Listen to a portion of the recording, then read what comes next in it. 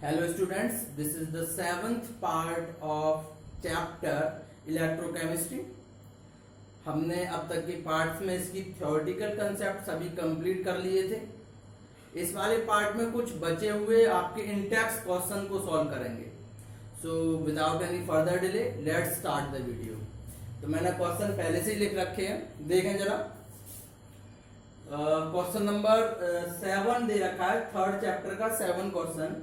Why does the conductivity of a solution decrease with dilution? यानी कि किसी भी सॉल्यूशन की कंडक्टिविटी कम क्यों हो जाती है जैसे जैसे उसे डाइल्यूट किया जाता है। तो किसी भी सॉल्यूशन के अंदर कंडक्टिविटी उसके नंबर ऑफ आयंस पर डिपेंड करती है। यानी कि जिस सॉल्यूशन में जितने ज्यादा नंबर ऑफ आयंस होंगे उसकी कंडक्टिविटी उतनी ही ज्यादा होगी। लेकिन अगर हम किसी सॉल्यूशन को डाइल्यूट करते हैं, डाइल्यूट करने पर उसका वॉल्यूम बढ़ता है और नंबर ऑफ आयंस उसके कम होने लगते हैं।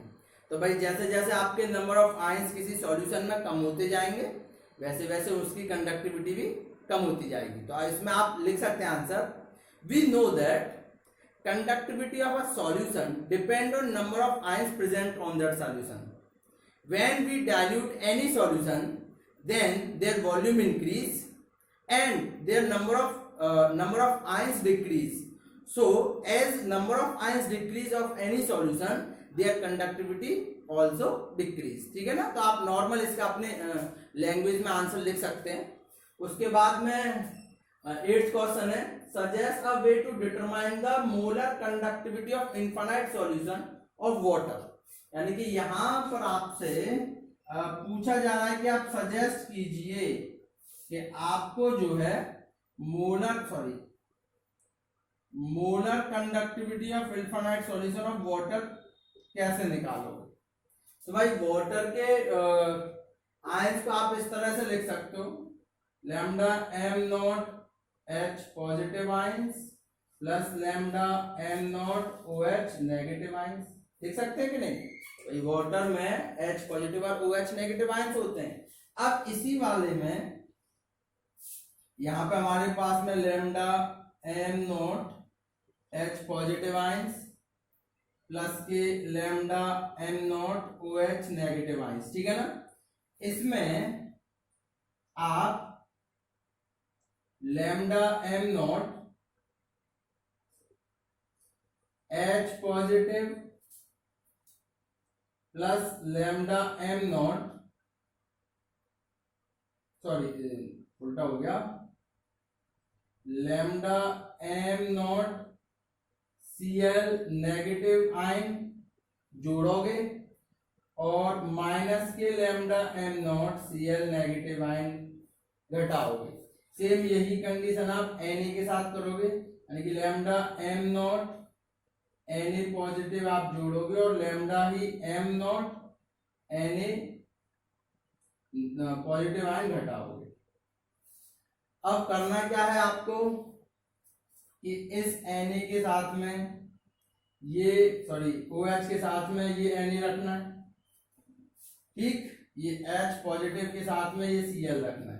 तो आपका जो वैल्यू निकल के आएगी, इसे और इसे लिख के आप लिखोगे lambda M naught H positive plus lambda M naught Cl negative. ये तो आपका एक बन गया, ठीक है। उसके बाद में सेम आप एक चीज यहां से Na और OH लोगे, यहां से आप लिखोगे प्लस में lambda M naught Na positive और lambda M naught OH negative. और लास्ट में आपका बचा Na नेगेटिव में, सॉरी यहां नेगेटिव लिख के lambda M naught Na positive और plus lambda M naught Cl negative, इस तरह से। तो H पॉजिटिव Cl नेगेटिव ये हो जाएगा आपका lambda M not HCl plus Na positive और OH नेगेटिव हो जाएगा लैम्डा एम नॉट NaCl और minus lambda M not NaOH होगा ये और ये NaCl। तो तो अगर आपको वाटर के molar conductivity of infinite solution water का निकालना है तो आपको HCl और NaOH की मोलर कंडक्टिविटी जोड़नी है और उसमें NaCl की मोलर कंडक्टिविटी अगर आप घटा देते हो तो आपको H2O की मोलर कंडक्टिविटी मिल जाएगी। ठीक है ना। तो ये नॉर्मल है, अगर आपके किसी क्वेश्चन में दे रखा है तो इन दोनों की अगर आपको मोलर कंडक्टिविटी पता है तो उन दोनों को जोड़कर NaCl से घटा दोगे तो आपकी जो है H2O की मोलर कंडक्टिविटी मिल जाती है। ठीक है। उसके बाद में नेक्स्ट ये आपका क्वेश्चन नंबर 8 कंप्लीट।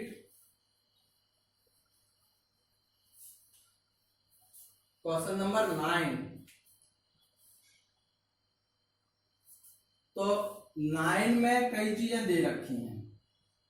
पहला दे रखा है molar conductivity of 0.025 mole per litre, यानी कि ये आपका कंसंट्रेशन दे रखा है या मोलैरिटी बोल सकते हो 0.25 मोल per litre.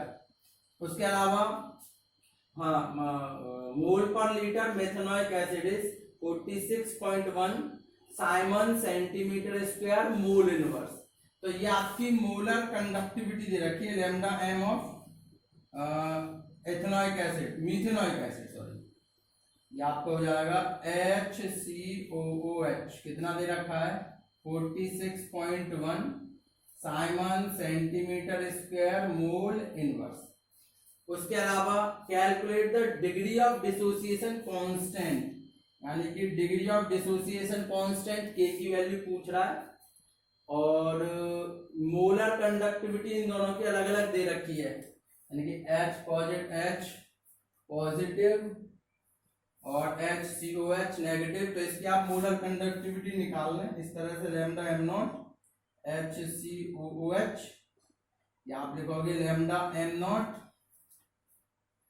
HCOO negative plus lambda M naught H positive. इन दोनों को आप जोड़ दोगे तो ये हो जाएगी 54.6 प्लस 349.6, जरा देखें जरा 349 ही है कि ज्यादा है हमारा 349.6 ही है भाई। तो 349.6 इसे आप जोड़ेंगे तो 6 और 6 12, 2 कैरी 1, 9 और 1 10, 10 और 4 14 की 4 कैरी 1, 4 और 5 9 और 1 10 कैरी 1 3 और 3 और 1 4, ये आपको हो जाएगा siemens centimetre square mole inverse. तो इस तरह से आपको जो है molar conductivity of infinite solution of methanoic acid मिल गया। अब आते हैं मेन चीज पर। सबसे पहले तो आप डिग्री ऑफ डिसोसिएशन निकालेंगे, तो डिग्री ऑफ डिसोसिएशन होती है अल्फा, फॉर्मूला होता है इसका degree of dissociation of alpha का फॉर्मूला भाई molar conductivity of methanoic acid upon molar conductivity of infinite solution of methanoic acid.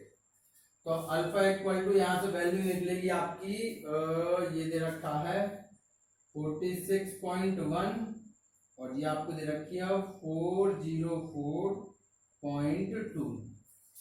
तो इसका आप डिवाइड मारते हो तो 46.1 डिवाइड बाय 404.2 और अप्रोक्सीमेशन में आती है 114 पॉइंट में 0.114। ठीक है। अब पूछ रहा है आपसे डिग्री ऑफ डिसोसिएशन कांस्टेंट, तो यहां से डिसोसिएशन कांस्टेंट के फॉर्मूला था C alpha upon 1 minus alpha square, C alpha upon 1 minus alpha square, sorry C alpha square upon 1 minus alpha, उल्टा लिख दिया मैंने, C alpha square upon 1 minus alpha. Value डालेंगे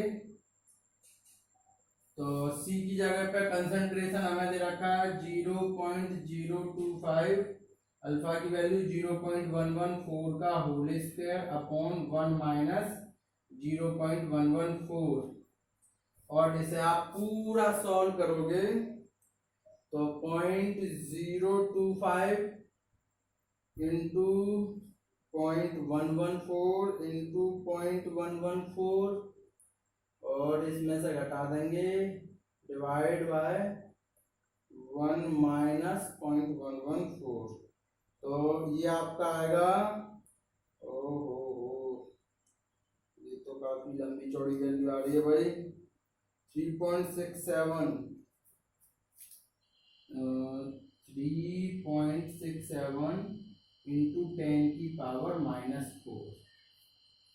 ठीक, तो ये आपके पास में लास्ट आंसर आता है डिग्री ऑफ डिसोसिएशन कांस्टेंट का। ठीक है ना, तो ये आपके 7, 8 और 9 क्वेश्चन कंप्लीट है, इसे नोट करें। आगे देखते हैं। उसके बाद में नेक्स्ट क्वेश्चन आता है, if a current of 0.5 ampere flow through a metallic wire, यानी कि 0.5 एम्पियर का करंट किसी मेटलिक वायर में फ्लो हो रहा है फॉर 2 आवर्स, 2 घंटे के लिए, then how many electrons would flow through the wire, तो कितने नंबर ऑफ इलेक्ट्रॉन्स उसमें फ्लो हुए होंगे, ये क्वेश्चन है। ये आपका क्वेश्चन वैसे आप कह सकते हो कि फिजिक्स का भी क्वेश्चन है ये, कि करंट आपको दे रखा है 0.5 एम्पियर, टाइम दे रखा है 2 आवर, इसे 2 × 3600 सेकंड में कन्वर्ट कर, तो ये आपका 7200 सेकंड हो जाएगा। नंबर ऑफ इलेक्ट्रॉन्स पूछे जा रहे हैं, तो फॉर्म आपको पता है Q = I T = NE। तो करंट कितना में 0.5 एम्पियर, टाइम है हमारे पास में 7200, n पता नहीं है, और एक इलेक्ट्रॉन का चार्ज आपको पता ही है 1.6 × 10 की पावर -19 कूलम। ये इधर गया तो ये हो जाएगा 0.5 × 7200 अपॉन 1.6 × 10 की पावर -19 × 9। अगर आप इसे सॉल्व करते हैं तो पॉइंट से पॉइंट जाएगा, ये हो जाएगा 5 × 7200, ये -19 ऊपर पहुंच गए, 10 की पावर +19 अपॉन 16 = n। इसे आप सॉल्व कर लेंगे, तो सॉल्व करने पर ये आपका आएगा 5 × 7200 यानी कि 3600 अपॉन 16 से डिवाइड दे दोगे तो ये आ जाएगा 2250। तो आप लिखोगे 2250 इंटू 10 की पावर 19 नंबर ऑफ इलेक्ट्रॉन्स, और 2.25 1 2 3 के बाद यानी कि 22 इलेक्ट्रॉन्स। तो लगभग 2 घंटे में इतने इलेक्ट्रॉन्स जो है मेटलिक कंडक्टर से फ्लो हो गए थे। ये आपका आंसर। उसके अलावा हाँ, ये आपका 10th का आंसर है। आंसर नंबर 11 इधर रखा है, suggest a list of metal that are extracted electrolytically, यानी कि उन मेटल्स के नाम बताइए जिनका एक्सट्रैक्शन इलेक्ट्रोलिटिकली होता है। तो हाईली रिएक्टिव मेटल्स 10th में आपने पढ़ रखा होगा वैसे, कि हाईली रिएक्टिव मेटल्स जो है इलेक्ट्रोलिटिकली जो है उनका जो है प्यूरिफिकेशन होता है, और जो इलेक्ट्रोकेमिकल सीरीज में जो टॉप ऑफ द एलिमेंट्स हैं वो एलिमेंट्स जो है इलेक्ट्रोलिटिकली ही प्यूरिफाई होते हैं। तो आप नॉर्मल अपना लिख सकते हैं, हाईली रिएक्टिव मेटल्स और those metals which are on top of the electrochemical series are extracted from electrolytically. उसके बाद में क्वेश्चन नंबर 12 है, what is the quantity of electricity in coulomb needed to reduce 1 mole of Cr2O7। ठीक है, यानी कि कितनी इलेक्ट्रिसिटी कूलम में रिड्यूस होगी जब 1 मोल Cr2O7 के साथ रिएक्शन होगी। तो ये आपका Cr2O7 ये पूरी रिएक्शन दे रखी है। तो आप यहां देखें कि 1 मोल Cr2O7 6 इलेक्ट्रॉन्स रिलीज कर रहा है, तो आप लिखोगे 1 मोल Cr2O7 = 6F, यहाँ फेराडे कांस्टेंट है 6F और फेराडे कांस्टेंट की वैल्यू होती है 96500 कूलम। इसका इंटू कर लें 0065 या 30 कैरी 3 6 6 या 36 36 और 3 39 का 9 कैरी 3 और 6 9 या 54 54 और 3 57 कूलम। तो ये आपका क्वेश्चन नंबर 12 का आंसर नोट करें इसे। उसके बाद नेक्स्ट 3 क्वेश्चन और बचे उन्हें और सॉल्व करते हैं।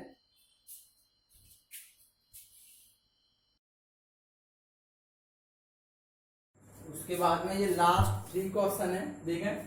Right a chemistry of recharging of lead storage battery highlighting all the materials that are involve during recharging. तो लेड स्टोरेज बैटरी की हमने पूरी रिएक्शन बता रखी है। एट एनोड पर क्या होता है, एट कैथोड पर क्या होता है, और ओवरऑल रिएक्शन क्या होती है, कितने परसेंट का उसमें सॉल्यूशन डाला जाता है। तो आप पिछली वाली वीडियोस में देख सकते हैं, ठीक है ना। तो मैंने पूरा करा रखा है इसका। उसके बाद suggest two materials other than hydrogen that can be used as fuel in fuel cell, यानी कि हवा कोई दो मटेरियल्स बताइए जो फ्यूल सेल में एज अ फ्यूल यूज किए जाते हैं। तो हाइड्रोजन एक होता मीथेन, एक होता मीथेनॉल। ये मटेरियल्स ऐसे हैं जो कि फ्यूल सेल में एज अ फ्यूल यूज किए जाते हैं, देख सकते हैं methane and methanol. Last in how rusting of iron is envisaged as setting up of an electrochemical cell, यानी ऑफ आयरन किस इलेक्ट्रोकेमिकल सेल या इलेक्ट्रोकेमिकल में रिलेटेड है। तो रस्टिंग ऑफ आयरन का भी मैंने पूरा आपको रिएक्शन करा रखी है। एट एन पर क्या होता है, एट पर क्या होता है, तो आप कर सकते हैं। तो आज आपके जो है इंटेक्स क्वेश्चन कंप्लीट है इस एनसीईआरटी एक्सरसाइज के, और इस चैप्टर के, सॉरी एनसीईआरटी एक्सरसाइज के क्वेश्चन आप करके देखें। नेक्स्ट वीडियो में नेक्स्ट चैप्टर स्टार्ट करें, ठीक है ना। तो तब तक के लिए गुड बाय।